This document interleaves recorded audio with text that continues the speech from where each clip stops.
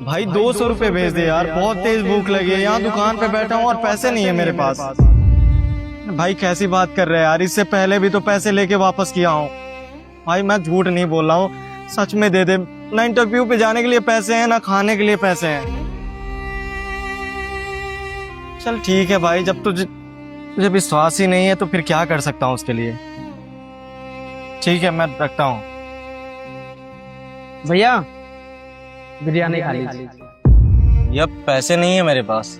पैसे की जरूरत नहीं है भैया, आप अपना बस पेट भरिए, लीजिए। शुक्रिया भैया।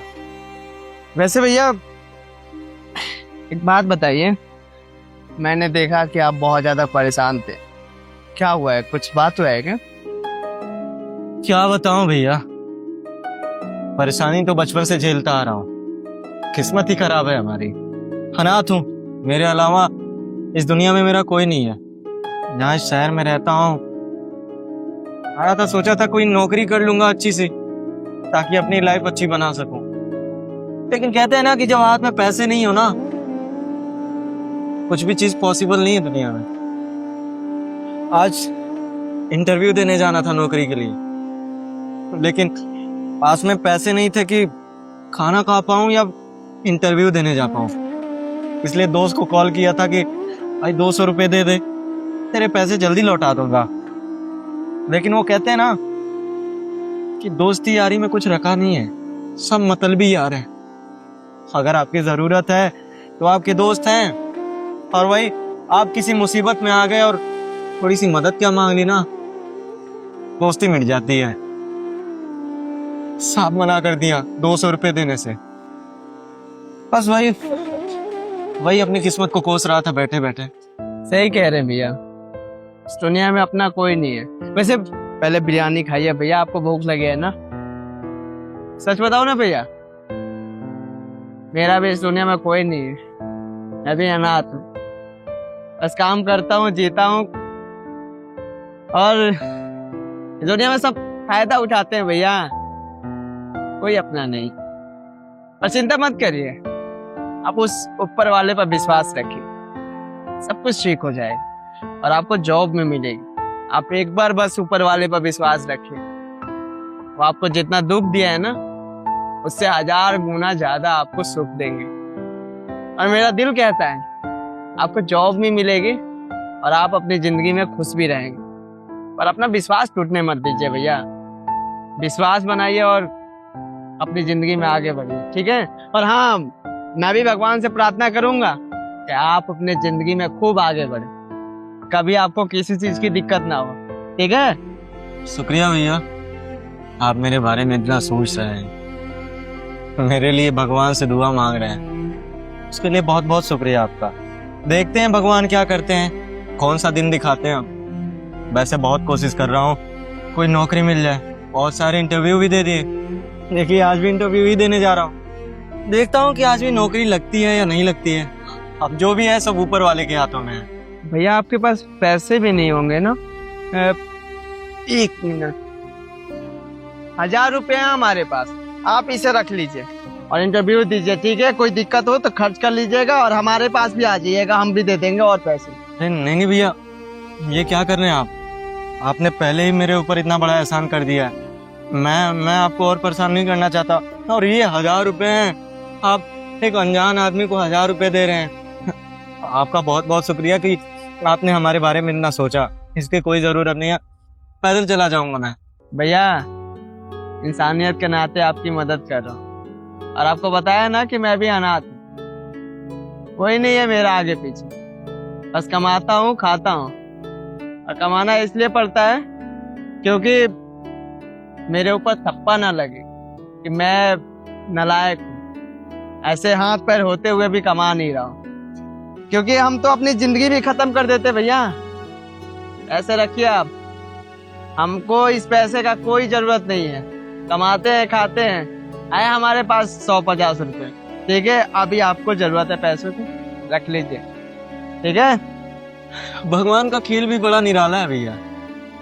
भगवान ने जिसको दिया है ना, उसको दिल नहीं दिया है, और जिसको गरीब बना के भेजा इस धरती पे ना, उसको दिल बहुत बड़ा दे दिया है। देखिए ना मैं आपको जानता हूँ ना आप मुझे जानते हैं, और मैं अच्छे से बता सकता हूँ कि आपकी उतनी ज्यादा कमाई भी नहीं है, लेकिन फिर भी ये 1000 रुपया आप मुझे दे रहे हैं। मैं बहुत अच्छे से समझ सकता हूँ कि ये 1000 रुपया ना मेरे लिए 1 लाख के बराबर है।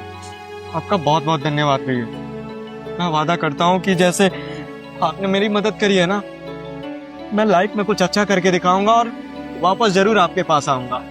चलिए ये सब छोड़िए, आप ये बिरयानी खाइए जो कि आपको भूख लगी है, और आगे जो भी हो बताइएगा जरूर। खा लीजिए पहले।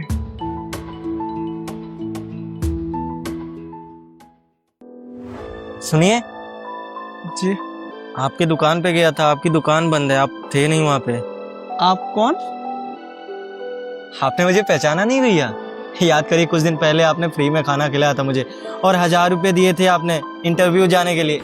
अच्छा भैया, आप वो इंटरव्यू देने आप जा रहे थे, हो गया सब कुछ? भैया हो गया, और इसका पूरा श्रेय ना आप पे जाता है। अगर उस दिन आपने मेरी मदद नहीं करी होती ना, तो ना मुझे वो नौकरी मिलती और ना मैं आज इस लायक होता। आपको पता है, वो नौकरी मिलने के बाद ना मैंने दिन रात मेहनत करी, खूब अच्छे से मन लगा के काम किया, और कंपनी में मुझे प्रमोशन मिला है, मैं मैनेजर बन गया उस कंपनी में। भैया जो भी हुआ है ना, सब आपकी वजह से हुआ है, और आपका ये एहसान ना मैं जीवन भर नहीं भूलूंगा।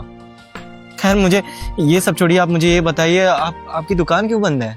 वो एमसीडी वाले ने भैया दुकान हटवा दी, और ये हमारी झुग्गी में जो घर था उसमें भी ताला मार दिया।